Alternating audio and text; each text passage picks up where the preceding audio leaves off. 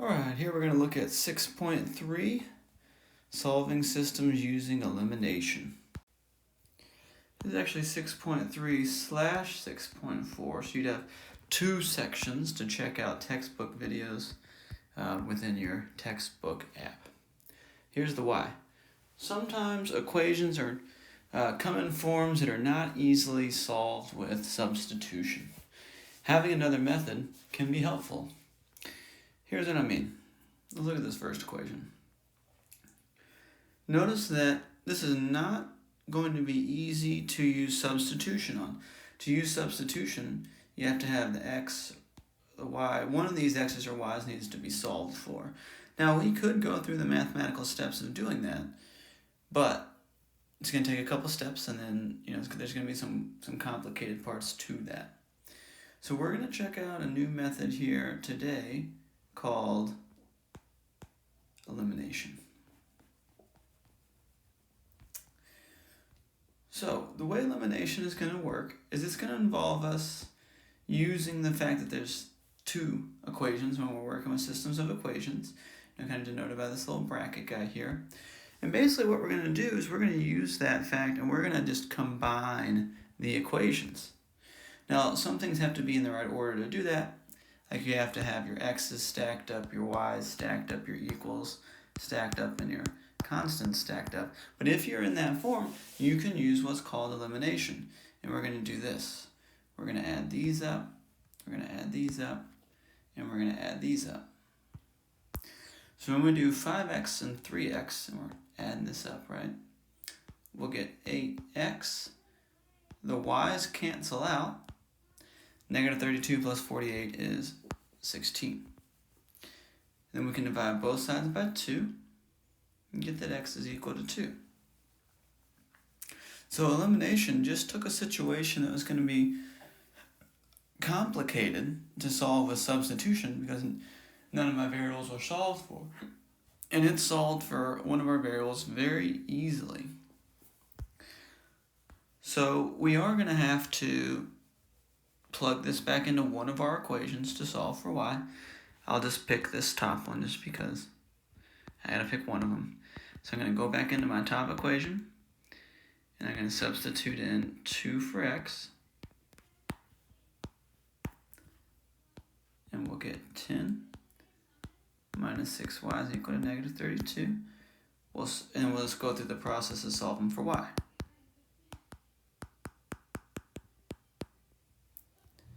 So I'm going to divide both sides here by negative 6. We'll get that y is equal to positive 7. Now, just like always, we will need to double check our answers. So let's go to the other equation we didn't use yet, which is 3x plus 6y is equal to 48. And we plugged in 2 for x, 7 for y, and we got 6 plus 42, and we got that 48 is equal to 48. So that confirms that our correct answer is the coordinate point 2, 7. Now what that means is if we were to graph these two equations, they would have crossed over on a graph at 2, 7. If I would have used substitution on those problems, I would have got the answer 2, 7. So this isn't a whole new concept, it's just a different method of solving systems of equations. And it's a method that allows us to solve easily when we're in, standard form. So x stacked up, y stacked up, numbers stacked up. So over here on your steps, you can kind of write in, potentially what makes sense to you. Or I'll kind of tell you like the steps that we did here. So we made sure, like your x, your y, your equals, and your numbers are stacked because they have to be in that order. All right. That's later going to have something extra come in. So this is just kind of for this problem that we just did. Make sure x, y equals and numbers are stacked. Then you add equations together.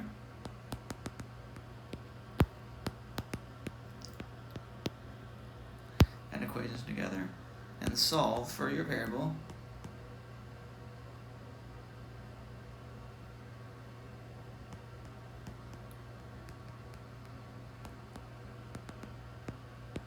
Alright, and then step 3, and this is the same step 3 that it would have been for substitution. Now plug in your solved variable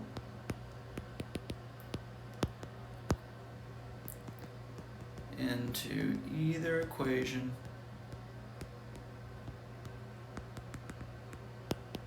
to solve for the other one.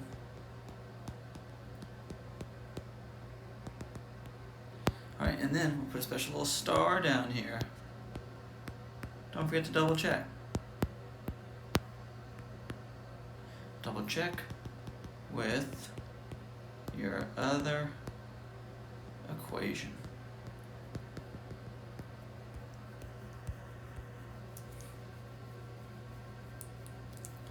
Okay.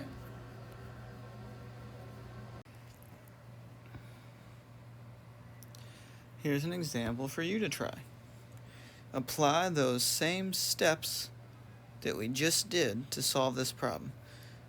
I'm going to leave it up to you here to push pause on the video, solve this problem out, and then when you unpause, I'm going to have the answer displayed here, and I'll kind of go over it quickly. But go ahead, pause this video, and try this problem with the same steps up above.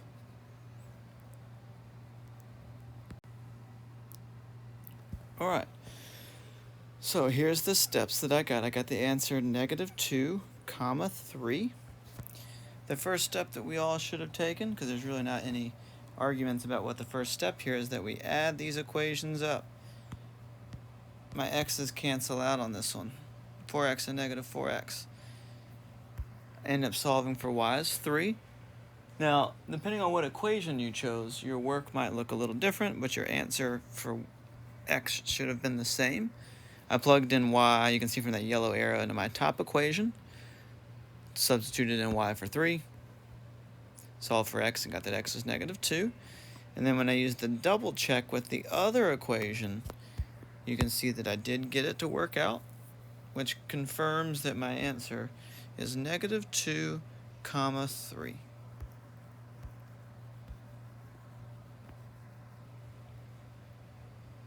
Okay. So, if you are confused on those problems right there, both of these problems come from specifically 6.3 on your textbook, so you could check out some 6.3 textbook videos. We're going to continue on with what starts to branch into 6.4, but it's the super similar stuff. So I'd have it grouped up here all into one section. It's just one more little step. I'm not sure why the textbook split it into 2 sections, but they did, so that's okay. So it's going to be, roughly the same steps here, but there's going to be something different. And here's what's different. Maybe you see it right away. When I'm looking at these, if I try to add them up, notice what happens. I get 5x plus 10y is equal to -15. That doesn't do anything for me. X's didn't cancel, Y's didn't cancel. That's not good. So this is a situation where we can use elimination, but it's going to require a little bit more work to make it happen. All right, now this equation that we just created by adding those two together, if one of your variables doesn't cancel out, it's absolutely useless. So I'm going to erase it.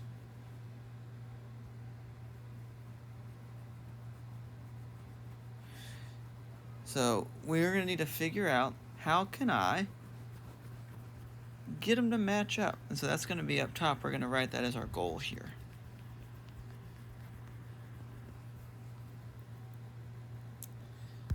So our goal is to get x or y eliminated. So That's going to change up our step 1 a little bit. As you can see, there's step 4. So step 2 through 3, these are going to be the same as above, right? Except that would be, the previous step 1. This is the previous step 2. This is the previous step 3. So those 1, 2, and 3 in red are those 1, 2, and 3 right there. But there's a new step, and that's going to be to multiply an entire equation by what you need to get opposites with x and y.